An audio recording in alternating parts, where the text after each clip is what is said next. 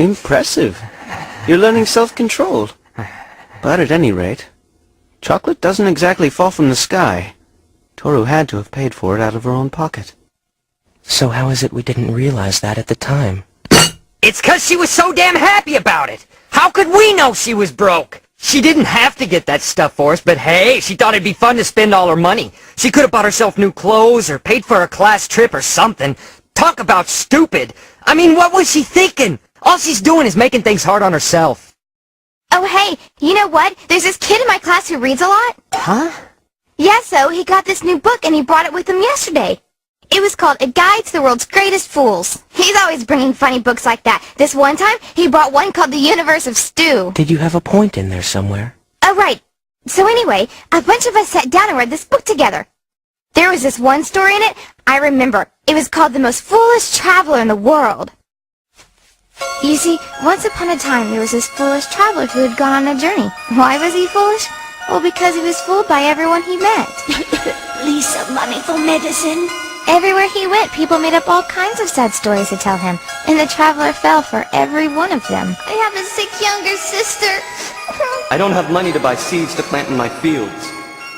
Pretty soon, his money, his clothes, even his shoes had been cheated away from him. But the foolish traveler was always glad to help, and he always told people the same thing.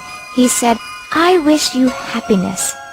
But by this point, though, the traveler was completely naked, and with nothing left to cover himself, he decided to leave the main road and travel through the dense forest, where no one could see him. But soon he was discovered by the goblins that lived in the woods.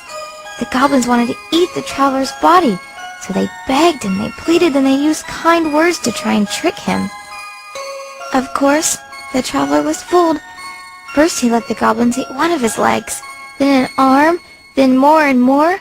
Before it was over, all the traveler had left was his head. He'd even given his eyes away to the last of the goblins. And as that last goblin was eating the traveler's eyes, he turned and said, "Thank you, traveler. In return, I leave you this present." What the goblin left was a slip of paper with the word "fool" written on it.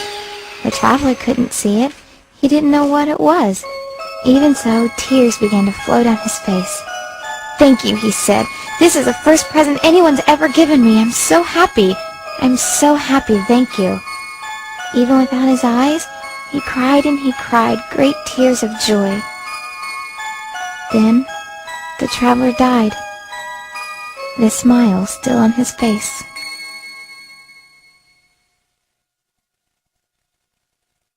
And that's the end of the story. Right after we heard that yesterday, all the other kids in the class started making fun of the traveler. But while they did that, I closed my eyes and I thought about him a little bit longer.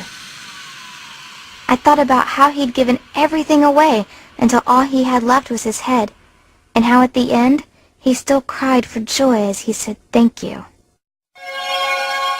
And then I realized, I feel so sorry for him.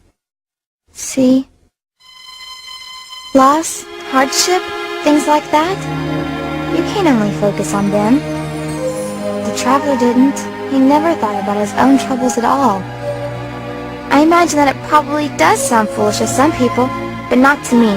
I don't think he's foolish at all. Even though other people probably think he was being tricked, I don't think he was. I think he did exactly what he wanted to do. I think, more than anything, he just wanted to make other people happy. What about you, Yuki? Kyo? What do you think? Really? Is that foolish? When you close your eyes and think about it, is that what it is?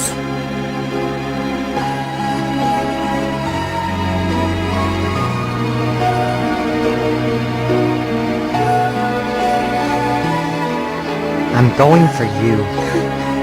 Oh, good morning. Did you get a good night? The hot spring? I'm going for you.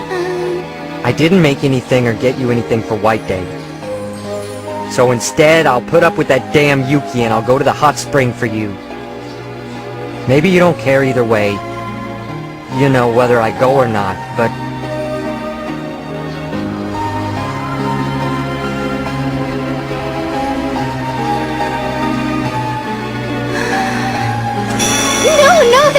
great. It'll be much more fun if you're there too. That's wonderful. Thank you so much. I'm so happy. Thank you so much. You know, you really are something. You know that? Kyo's got the hots this morning. I do not! He's got the hots. Shut up! What's going